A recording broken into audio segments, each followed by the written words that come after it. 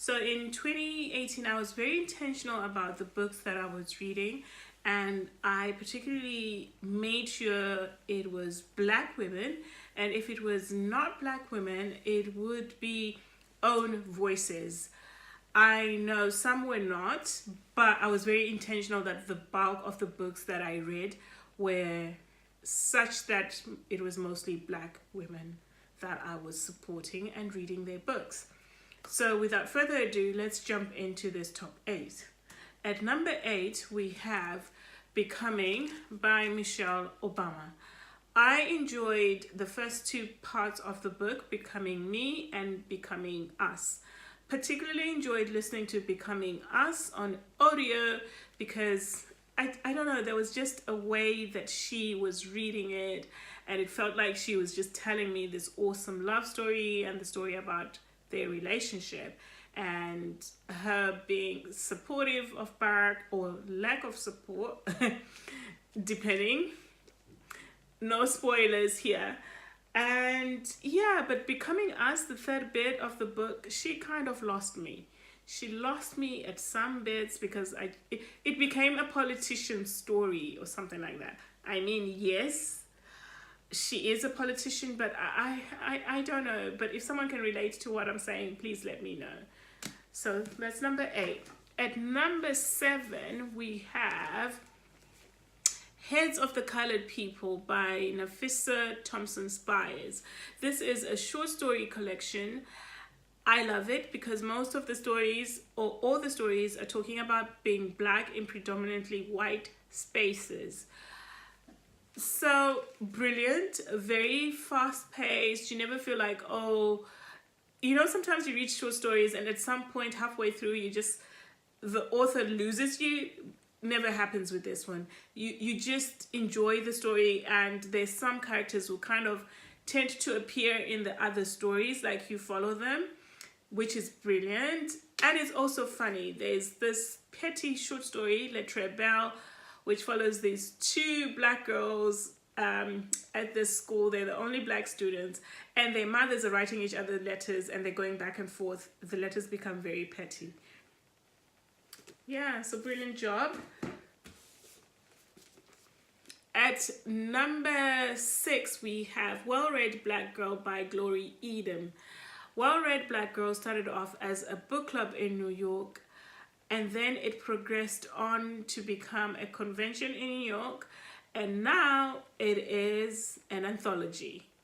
So you have different authors talking about the stories of when they fell in love with reading or they first saw themselves in books. Black girls, of course.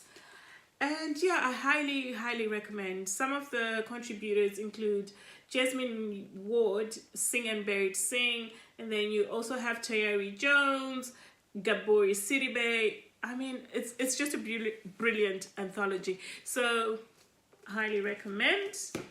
You will hear me say highly recommend a lot because I highly recommend all these top 8s. At number 6, We're Going to Need More Wine by Gabrielle Union. Gabrielle Union is a great storyteller. So you'll find stories where you will relate with her or you'll understand her more. There's certain things, if you're into the tabloidy stuff, she doesn't answer some of the things that you think she might answer in the book, but she tells her own story very well. Then we are at number 4, and we have Children of Blood and Bone by Tony Adeyemi. This book is about magic, and not just any magic, but magic based in Africa. So she's talking about African gods, magic, and you just feel the richness of the plains when she's talking about the kingdom of that Orisha kingdom. You see everyone, you see the magi, or is it magi? You just see a lot of things, and the magic just, it bounces off the pages. And also the fact that she wrote this story so far away from being an American story, but in it resonates with what is happening at the moment. You know, police brutality on young innocent black boys. she managed to tie it well while she's also telling this awesome story. And just to show off a little bit, this is actually a signed copy by Tommy herself. I got to meet her in the summer of 2018. So we are now at number 3. We have The Perfect Find by Tia. Sorry, if you see me looking, I just need to make sure we really are at number 3.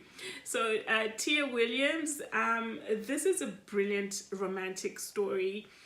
It follows the story of Jenna Jones, who was once a high flyer in the editorial industry. She goes away after her relationship breaks down.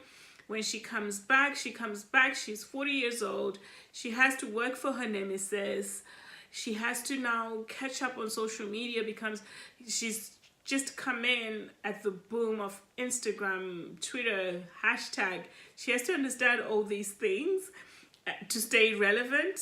To top it all off, not only is her nemesis her boss, but she ends up falling in love with her boss's 20-year-old son. So yeah, juicy. This is also being made into a movie. Gabrielle Union is producing and starring as Jenna Jones. This book, best way to put it, is kind of Sex in the City meets Being Mary Jane. Yeah, I think that's the best way to put it. At number 2, Stay With Me by Ayobami Adeboye. Oh my God. This book had me in my feelings. Honestly. Oh, I've recommended this book. Like, this is just brilliant. You see, it left me speechless, honestly. It talks about heartbreak. It talks about relationship, marriage, parenting, infertility issues, trust issues. It is just so brilliantly written. It is. You will have so many emotions, like a lot of emotions, but you'll also love this book. At number 1, we have An American Marriage by Tayari Jones. Oh my God, I heart this book. Oh my. So this was Oprah's book club peak. And yeah, I think it was the peak of her book club's selection. Because all the other stories, I don't think they peaked here. This was the peak of it. And it was the peak of my reading list as well, my reading in 2018. We follow the story of Roy and Celeste, and they're just a newly married couple, young couple. Roy then gets incarcerated for a crime that he didn't commit. Whilst he's away, they then need to navigate their relationship. So they're sending themselves letters back and forth. But then there is this F-boy whose name is Andre, who I really detest with every reading fiber, bone in me. I detest Andre. I really do. But hey, it shows that Tayari Jones wrote the story brilliantly. Especially in the first part where it's just their letters to each other. Those letters, man. You know what? Please do yourself a favor. In 2019, any 8 of these books will serve you well. Any one of the 8. Any one of these 8. They are all just brilliant, brilliant books. Oh, okay, guys. I know, I sighed because I still miss An American Marriage. But I'm excited to embark on the 2019 reading adventure. I'm hoping to read 75 books. Hopefully I do that. I mean, 2018, it was 54. I've just tried to up the ante. I know on booktube, that's not a lot of books. But hey, we do what we can, eh? Good. Anyway, guys, let me know, what books have you read from these? What books did you read that you would highly recommend? And what books are you currently reading? Let's talk down in the comment section. And if it's your first time here, please be sure to subscribe. Please subscribe and also like this video and comment. Thank you, guys.